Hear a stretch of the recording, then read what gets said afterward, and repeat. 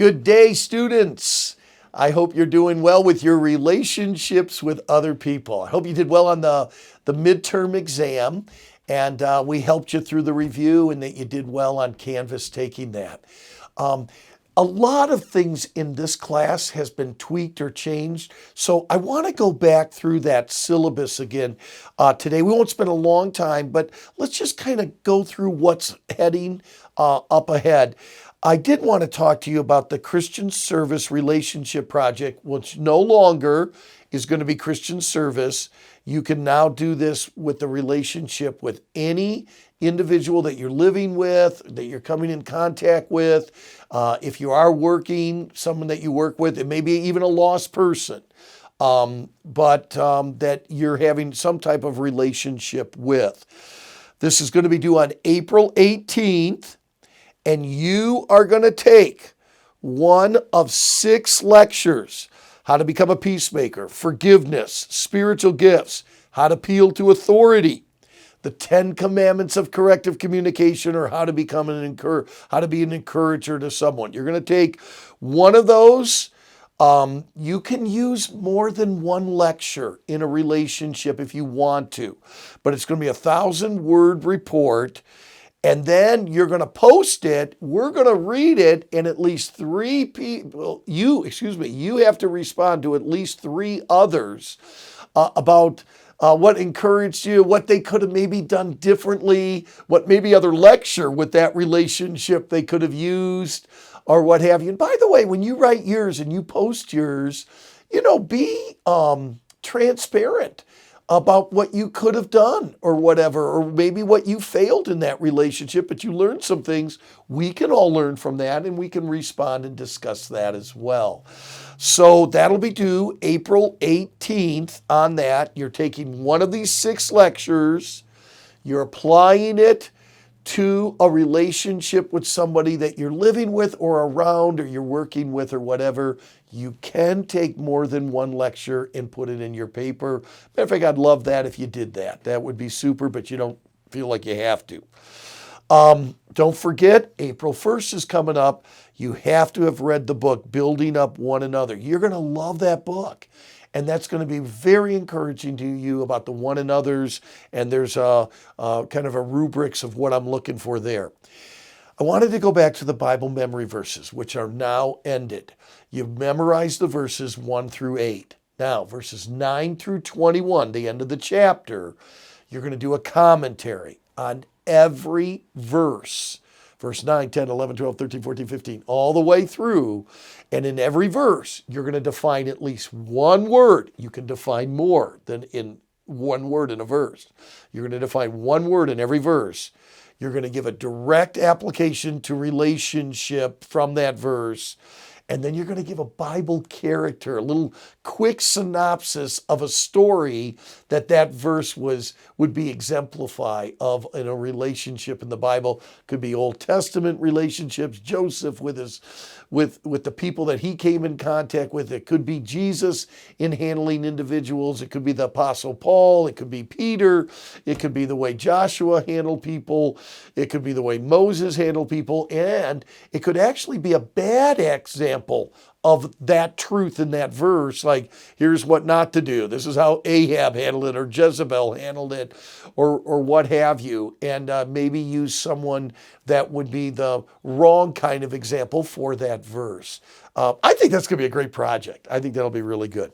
Hey, let's go to lecture number 5 now, and lecture number 5 is the right relationship in ministry towards your pastor. And this may be something now that you guys are back home that maybe you can help and be an encouragement. This is a kind of a job position, though, that you would have employment from your pastor and how to relate. I think Brother Gabe Rule gave you a lecture on how to get your pastor's heart. I know of nobody that is probably better with that than Gabe Rule. His loyalty, his commitment to Pastor Chappell, and just the way that he thinks through things. He thinks, what is Pastor thinking? And that is so valuable. And Laborers for the Harvest, you're going to probably start by being under a pastor. Maybe one day, guys, you may be the pastor or whatever, but chances are and you have a pastor right now. So these will be a good lecture. I don't think it'll be that long. I think it'll be about 10, 15 minutes. We'll be done. And you'll be on your way. I hope you're doing well too. And if you do have a prayer request or anything, let me know. Email me, text me personally, and I'll pray for that. If you want me to bring something up in class as a prayer request, I think the rest of the students would be thrilled to pray for you. So if you got something going on right now that you want us all to pray for, let me know, let the class know, or Dr. Shetler, I just want you to pray for that. And I do have a little more time. I'm not doing any traveling, I'll tell you that. So let's go ahead and get started. The right relationships in ministry towards your pastor, Lecture 5. Introduction, the 3 R's of your relationship to the pastor. Be real, be ready, be right. Yeah, you know that's going to be on a test. And if you've taken some of my other classes, you've heard that outline before. But now, you're under a pastor's authority. You're employed by that church and under that pastor as your employer in a way, not only your pastor. So number 1, you got to be real. A pastor should lead in his strengths and he should staff in his weaknesses. So if this is all God's will and you're called under this pastor, chances are you represent a weakness in pastor's life. Because he should be staffing in his weakness and leading in his strengths. So you got to be real. You got to be what God created you to be. Because being yourself is what that church needs. The spiritual gifts that you are, the personality that you have when you're controlled by the Spirit of God is exactly what your church needs. So be real. Be what God made you to be. Large A, humility. Humility. And this is, I think, all part of being real. By the way, remember now, humility is not thinking bad of yourself. Humility is not thinking of yourself. Okay, you're real. You're who you're supposed to be. Let God take care of that. Don't be thinking about being somebody different than you're not. Be humble. Have a transparent spirit that wants to exalt your pastor. Be sincere. Boy, people that are real, are genuine, are authentic, are transparent. You're able to share your weaknesses with others. You're able to talk about your faults and the struggles that you're going through. Have a transparent spirit that wants to exalt your pastor. Number 2, purity. Wow, this is important. Being yourself is not an excuse for sinning.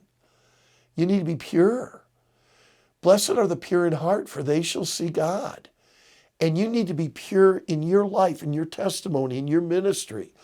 You're not doing something behind the scenes. You're not looking at things. You're pure, you're real, you're genuine.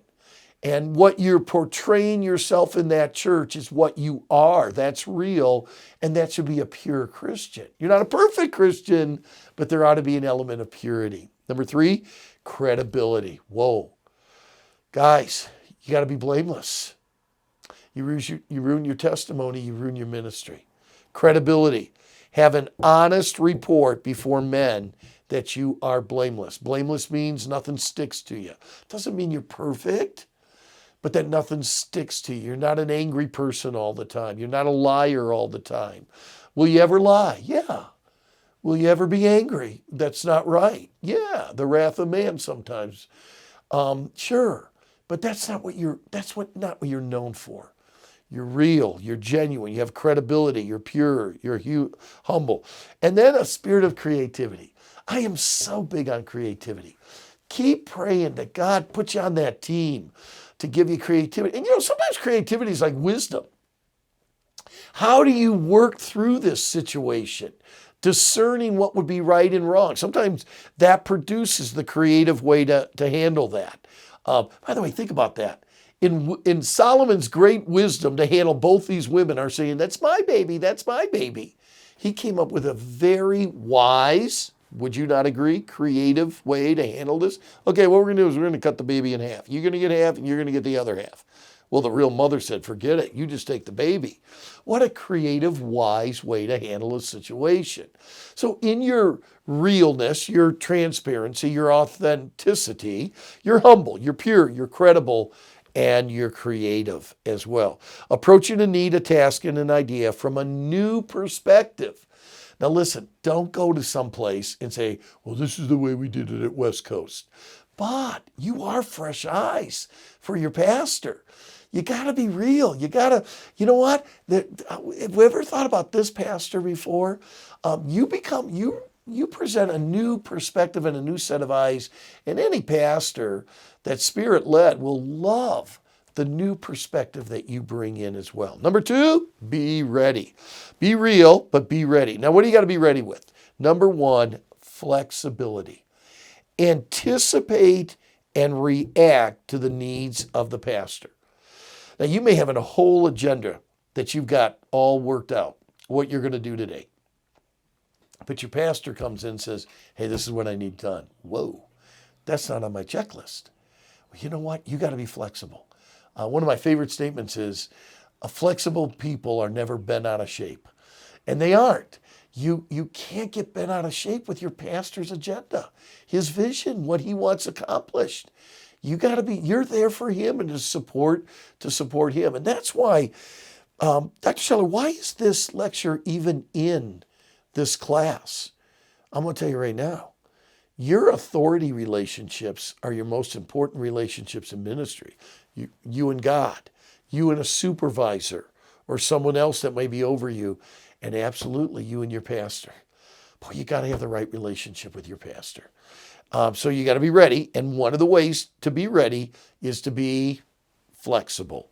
Got to be flexible. Number 2, there's that passage there, Luke 17.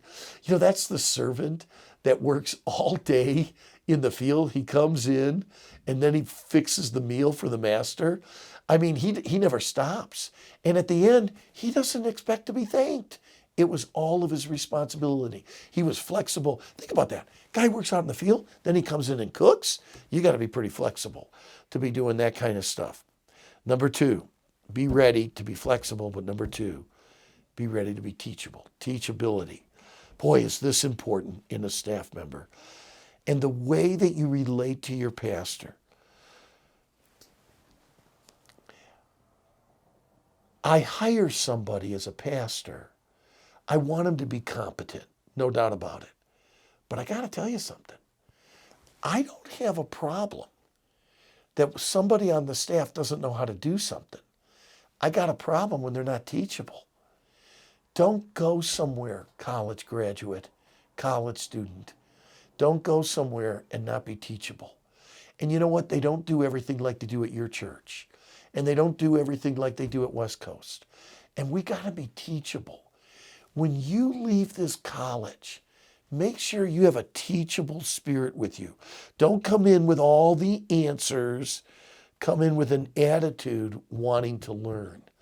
You go someplace.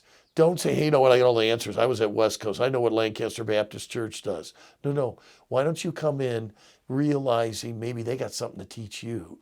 And that, I'm telling you, that teachability to your pastor. Your pastor's got some things that he wants to teach you. There's some things that he has learned in life. And you know what? Maybe he's not pastoring a mega church, but I'm going to tell you, he may know a lot more than you think he does. Be ready to be flexible, to be teachable, and number 3, responsible. Your relationship with your pastor is going to be directly dependent upon how well you do your responsibilities. Can I just tell you this? If you're a responsible worker, you're going to have a good relationship with your pastor. Responsibility. Find out what your job description is. We're going to talk about that in just a minute. What your job description find out what your job description is every day of the week. We'll talk about that in a minute. Romans 14:12, knowing and doing what both God and the pastor are expecting from me. What is my responsibility? We'll talk about that in just a moment on your next page under this lecture. We'll look at that in just a minute. Number 3, be right. Accountability. Okay, so what makes a great relationship between a staff member and a pastor? They're real, they're ready, and they're right. Accountability will keep you right, college student. By the way, now that you're home, you need accountability. You need someone looking over your shoulder. There needs to be accountability in your life. Don't ever buck and fight accountability. Thank God for it. The more accountability I have on my telephone, my social media, the more accountability I have of where I am all parts of the day of the week, the better I'm going to be. Accountability. Allow the pastor to inspect what he expects of you. Allow the pastor to inspect. Report to the pastor about what you do. Accountability. Then the other way to be right with your pastor is loyalty. Now, loyalty has gone through quite a journey. I'm thankful we don't live in the fundamental Christianity of the early 80s and the 70s. I think loyalty sometimes was worship of a man. And we don't have that really today at all. I think sometimes we actually struggle with biblical loyalty, and I want to give you some things with that loyalty. You know, the 1 Samuel 14 passage, that's the arm bearer of Jonathan. And don't you love when Jonathan says, hey, we're going to go attack these Philistines in this little crack in the rock here. Are you okay with this? And basically says, hey, listen, man, I'm with you. If you think we can do this, I'm with you. Man, he is totally loyal to Jonathan, even to the point that and even Jonathan says, hey, we may die on this. Doesn't matter. I'm with you on this, Jonathan. What loyalty. By the way, I think Jonathan was a loyal person. You reap what you sow, by the way. Jonathan has a loyal servant because he was loyal to David, and in his loyalty to God as well. And people are going to be loyal to you if you've been loyal to your pastor as well. Loyalty. Listen to this definition. I want you to learn this. Being confident and consistent with a commitment about your pastor. Now, there's 3 key words in that definition. Being confident, God's working through my pastor. And consistent, day in, day out, you're loyal to him. With a commitment. There's a commitment involved with this about your pastor. Now, there are degrees of loyalty that is developed in the ministry. These degrees of loyalty are based on 2 things: time and commitment. Okay, so you're going to go someplace, and he's going to be a new pastor to you. Yeah, Dr. Seller, I can't tell you I'm really loyal to him. No, I understand. Loyalty takes 2 things to develop. It takes some time. The longer you stay with the pastor, the more you're going to develop loyalty to him. But let me tell you something that can help right away is commitment. Wherever you go, get involved, all in immediately. The longer it takes you to become all in somewhere, the longer it will take you to become loyal to that pastor. Now, I do believe loyalty takes time, but I also believe loyalty takes commitment. The commitment can be there from day one.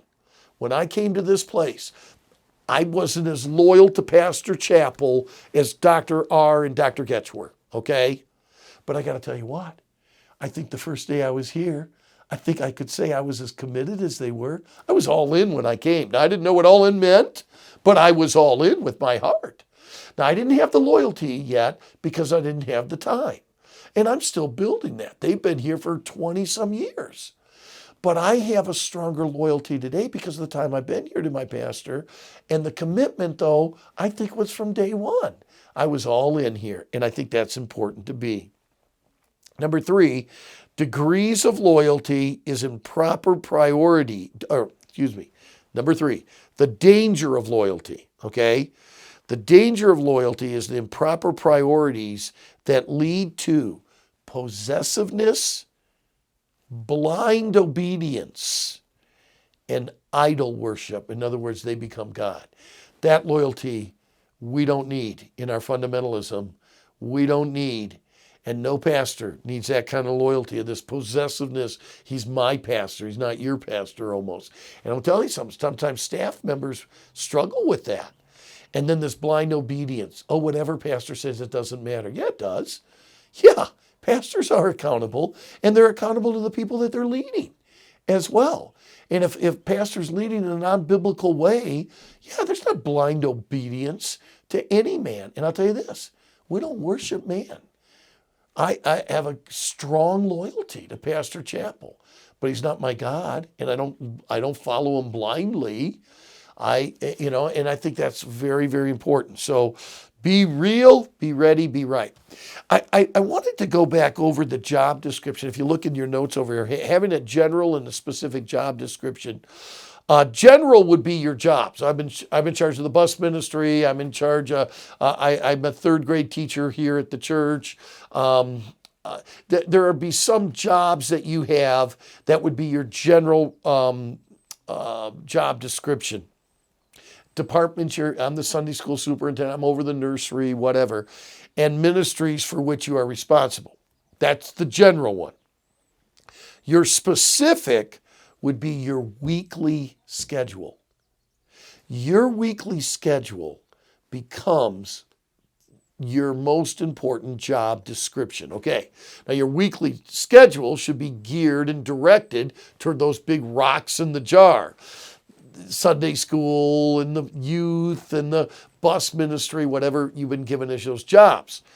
But your specific would be the weekly schedule. So if you go to interview at a place for a ministry, they're going to give you the big rocks. Okay, you're going to be over this, you're going to be over the bus ministry, you're going to be over the youth, you're going to be over the nursery, you're going to be over the yearbook, you're going to be over the cheerleaders, you're going to be coaching the basketball team. Those are big rocks. But what is your job description is what you do weekly. And what's expected of you. Specific would be a weekly schedule of what you are doing.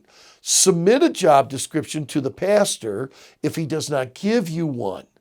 I think after you're at a place for 1 month, you ought to submit a job description. He already told me what that's the big rocks. Now you give him, Pastor, this is what I'm doing on a week-by-week basis. I've been here for 4 weeks. And I just sat down and I wrote what I'm doing right now. Is this what you want me to be doing? This will transform your relationship with your pastor. Dr. Scheller, why is this lecture in relationships and ministry? I'm going to tell you why. Because your job description on a weekly basis and you fulfilling that is going to be huge in your relationship with your pastor. Wait till you get in ministry.